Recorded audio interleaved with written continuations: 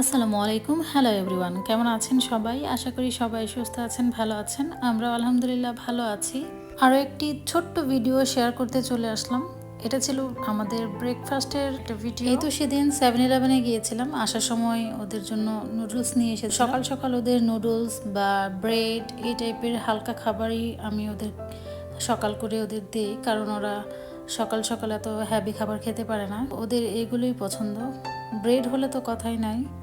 আর নুডলসটাও পছন্দ করে, বাট বড় মেয়েটা একটু কম কম আর কি পছন্দ করে, ছোটটা এগুলো বেশি খুব পছন্দ করে আর কি। আমি এখন রেডি করে নিচ্ছি।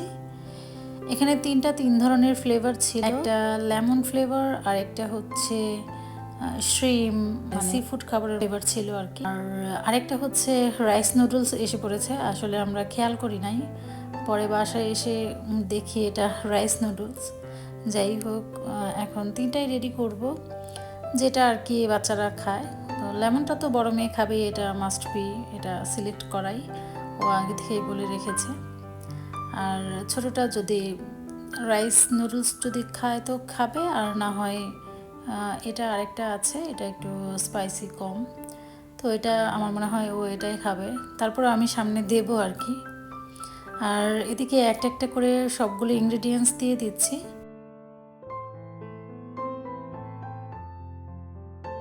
আরেকটা সাইডে আমি পানি গরম বসিয়ে দিয়েছি, পানিটা ফুটে আসলে এরপর এটাতে দিয়ে দিব। তো এখানে আমাদের অ্যাপার্টমেন্টে ভালোই সুবিধা ছিল, পানির গরম করার কেটলি ছিল, রাইস কুকার ছিল, এরপর ওভেন ছিল, সবই ফ্যাসিলিটিস খুব ভালোই ছিল। অ্যাপার্টমেন্টের ভাড়াটাও তো অনেক বেশি ছিল, তাই না? যাই হোক, বিদেশে আসলে আসলে টাকা খরচ হবেই, তো সেগুলো চিন্তা করে লাভ নেই। আর এখন এখানে সব ধরনের ইনগ্রিডিয়েন্টস আমি দিয়ে দিয়েছি, এবার এটাতে পানি দিয়ে দিব, এরপর বাচ্চাদের ডেকে নেব আর কি। বাচ্চারা দেখি কি করে। আমি জানি আমার ছোট মেয়েটা একটু বায়না করবে, সেটা তো আমি জানি, তবে আরেকটা আছে, এর জন্যই আর কি তিনটা করেছি, যেটা খায় আর কি। আর এই তো এদিকে পানি দিয়ে দিচ্ছি। আসলে আগের নুডলসগুলো ভালো ছিল, মানে কাপগুলি ভালো ছিল, অনেক হ্যাভি ছিল, মোটা টাইপের ছিল, অনেক স্ট্রং ছিল। তো এখন দেখি এগুলো খুবই হালকা, একদম কাগজের মতো পাতলা করে ফেলেছে। আর উপরের ঢাকনাটা একদম প্লাস্টিকের কাগজ দিয়েছিল, মানে হালকা পেপারের মতো, এই যে দেখতেই পাচ্ছেন। তো কোনো রকম ওটা দিয়ে ঢেকে রেখেছি। তো কিছুক্ষণ পর হয়ে গেলে এরপর আমি বাচ্চাদের ডেকে নিব। এখানে বড় মেয়ে দেখতেই পাচ্ছেন ল্যাপটপ দেখছে ঘুম থেকে উঠেই। আর এদিকটাই বেডের কাছে একদম জানালা দিয়ে বাইরের সবুজ প্রকৃতি দেখা যাচ্ছে, আর সি ভিউটা তো অসাধারণ, সাগরটা অনেক সুন্দর দেখতে। তো আমাদের বিল্ডিং থেকে ওই দিকটা খুবই ভালো লাগে, সবসময় আমরা ওইখানে বসে থাকি।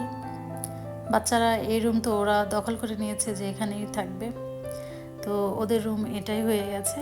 আর বড় মেয়েকে ডেকে নিয়ে এসে পড়েছি, এরপর ছোটটাকে ডাকছি, ও ফোন নিয়ে ব্যস্ত আছে, তো আসতে লেট হচ্ছে। সকাল সকাল আসলে হ্যাভি রান্নাবান্নাও করা শরীরে একটু অন্যরকম লাগে, ভালো লাগে না। ঘুম থেকে উঠে ক্লান্তিকর কোনো কিছু করা আসলে ভালো লাগে না, তো সিম্পলি বাচ্চাদের এগুলো করে দিয়েছি। আর বাচ্চারাও ভালোই এগুলো পছন্দ করে। আমরা দুজন তো রাতের লেফট ওভারের তরকারি আছে, ভাত আছে, এগুলো আর ফ্রিজে রেখে দিয়েছিলাম, তো ওগুলো বের করে দুজনে ওভেনে গরম করে দুজনে শেয়ার করে খেয়ে নেব।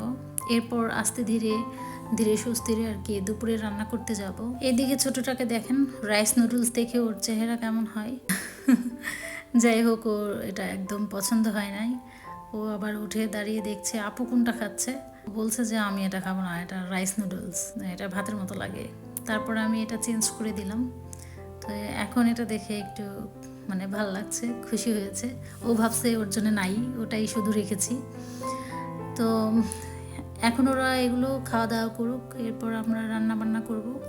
আর ঘর দরজা তো একটু ক্লিন করতেই হবে।